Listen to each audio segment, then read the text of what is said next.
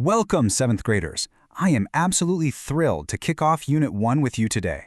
In this explainer, we're going to build a source-based model of how robots actually achieve reliable, controlled movement. It's not magic, and as you'll soon see, it's not just about snapping a bunch of cool pieces together. We're looking at the exact relationship between the physical parts of your robot and the digital instructions that literally make them come alive.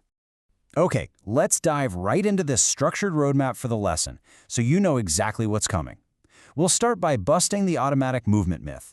Look at why hardware needs precise instructions, talk about putting safety first, walk through a quick worked example, and wrap up with the square challenge. So, part 1. The automatic movement myth. Does building it actually make it move? Picture this for a second. You've just spent hours meticulously building an awesome-looking robot. You know, the wheels are perfectly attached, you've secured the motors, the battery is fully charged, you flip that power switch to on, and step back. But does attaching those motors mean your robot will automatically move? I mean, does physical assembly equal automated movement? It's a completely fair assumption. After all, when you plug a fan into the wall and turn it on, the blades spin, right? Pull the ripcord on a toy car and it just goes. So if your robot has motors and power, it should just go, right? Well, no. Without specific instructions, your beautifully constructed robot is, frankly, just a very expensive, high-tech paperweight. It's literally just going to sit there.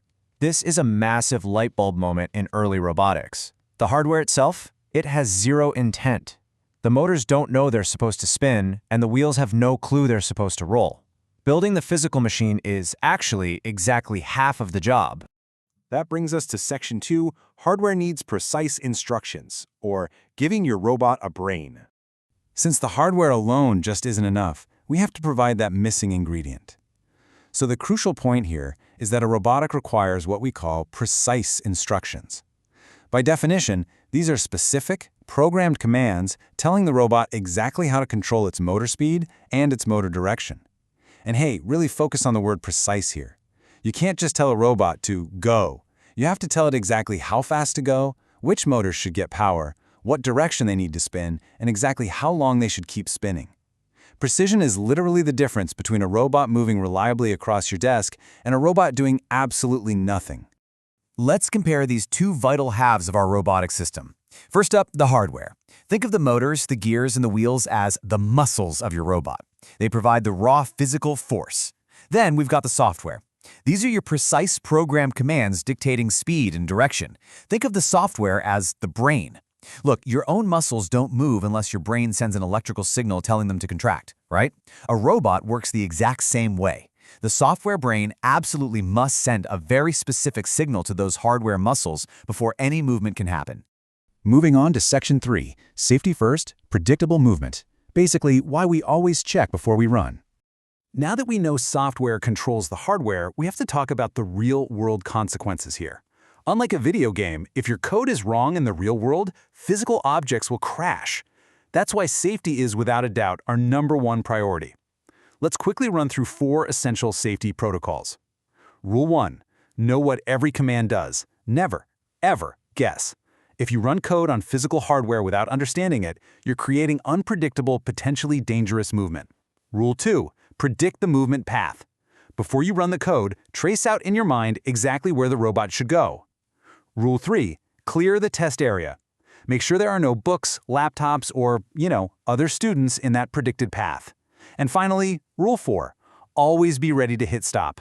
Testing and debugging mean being prepared for the robot to do something totally unexpected, and you need to be ready to cut that power instantly. All right, Section 4, a worked example for moving safely, where we trace commands to motion.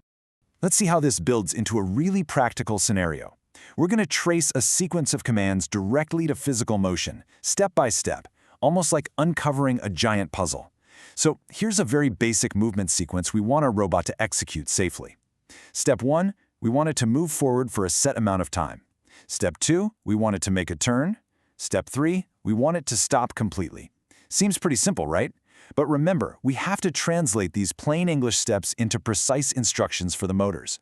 We have to break down what the hardware is actually doing during each and every one of these 3 steps. And this brilliantly illustrates exactly how changing those motor speed and direction commands dictates the robot's physical behavior.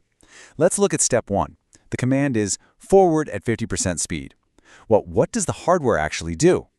Both the left and right motors must spin forward at the exact same rate. If one spins even a tiny bit faster, the robot veers right off course. For step 2, the command is turn. To actually achieve a turn in hardware, one motor has to either stop completely or reverse its direction while the other keeps moving forward. That difference in motor action is exactly what rotates the robot. Finally, step 3, the command is stop. The hardware action here is that all power to both motors is instantly cut. So one programmed command always equals one specific physical action. Which brings us to our final section. Section 5. Your turn. It's time for the square challenge. Now, what's really interesting about this is how you can apply everything we just talked about. Here is your puzzle to solve using the foundation we just built. What sequence of precise commands is needed to make your robot trace a perfect square path? Think about the geometry of a square for a second. Think about the worked example we just did. How many times will your motors need to spin forward equally? How many times will you need to change motor speeds to create a precise 90-degree turn? I really want you to model this out, step by step, command by command, before our next class. Remember your safety protocols, predict the path, and think precisely. Because if you can conquer the square today, you're literally one step closer to programming robots that can navigate entire factories or even the surface of Mars. Good luck, think precisely, and I'll see you in class.